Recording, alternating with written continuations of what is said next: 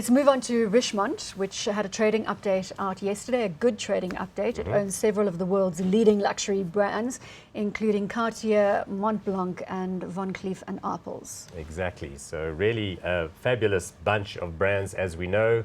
Richemont, coming out of the Rupert family, work over many, many decades to aggregate and consolidate some of the world's most attractive brands, indeed. There Market cap, we're sitting here at 609 billion rand. We've got a PE of 29.8 and a dividend yield there of just over 2%. Yeah. On the back of those better results, what does that say about the consumer? Because we did see the Chinese element slipping a while back. Now we're seeing that coming back to the fore.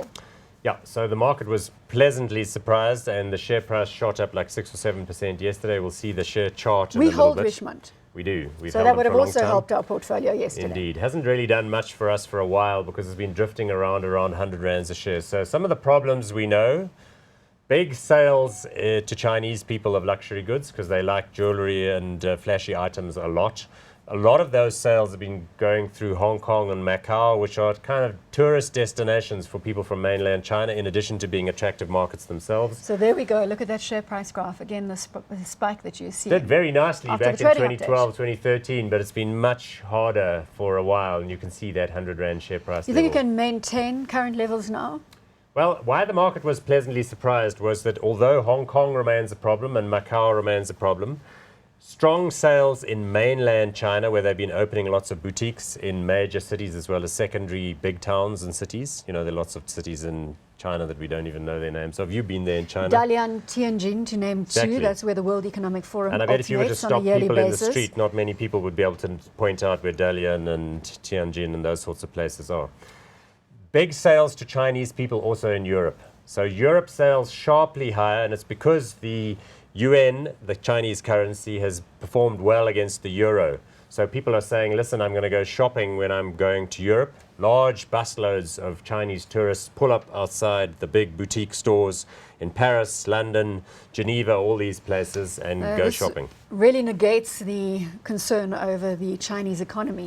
If you consider the Chinese consumer is fueling Richemont. These are rich people, right? So as They're we know, defensive, for irrespective. historic reasons, when people who travel and people who are well off, and let's be frank, a brand like Cartier is very high end and is not really subject to competitive pricing. So if they So I decide... take it back. This is not a barometer of the underlying Chinese Not economy. This really. is really just your upper LSM having disposable income and being defensive in good or bad economic times. Indeed, and people collect these items. So, you know, if the company says, listen, a Cartier watch tank is going to cost you $45,000 because, look, this is the top of the range model. And the month later they say, well, it's now going to cost $50,000. It's not like you can say, well, I can get that for less somewhere else, so I don't want to pay that price. They never discount. That's the these price. products. They're constantly developing new models.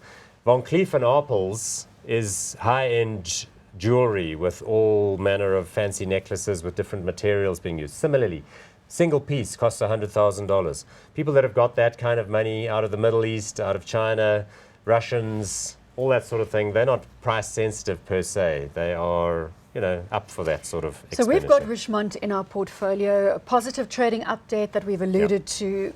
Would you buy more at current levels, or would that be asking for trouble? Because it's pretty much near the top. I think so. I think it has not really done much for us for a while. There are still concerns with regard to the global economy. We know that Europe is in a recovery mode. We know that China is a little bit of a question mark. So I think it is a good time to buy them. Can we get out of it? Give ourselves some cash? No, I would say we definitely want to be in Richemont. I think it's got the right kind of mix, the right kind of brand, so I certainly wouldn't be selling them. If you don't own them already, I think this is an attractive time to accumulate them, because my view, remember, is that the hysteria about China's economy is going to dissipate. The stock market in China was a bit of a flash flood, which the Chinese government may have not played exactly the best way that they could have. You but I don't think agree it's going with to Mark settle down. Faber of the doom, gloom and boom report? Looks at Chinese growth coming in between 2 and 4%. That's that weird guy who they get on Mark Faber. Skype. He's got a ponytail and he talks to you Does he have a on Skype out of his office in Singapore. In and Thailand. He's predicted Thailand. 30 of the last 2 recessions. So I don't know. No, I I was don't just throwing it out certainly. there. Hot or not on Richemont? Definitely hot on Richemont. Like it a lot and think the current share price is an attractive entry point. Yeah.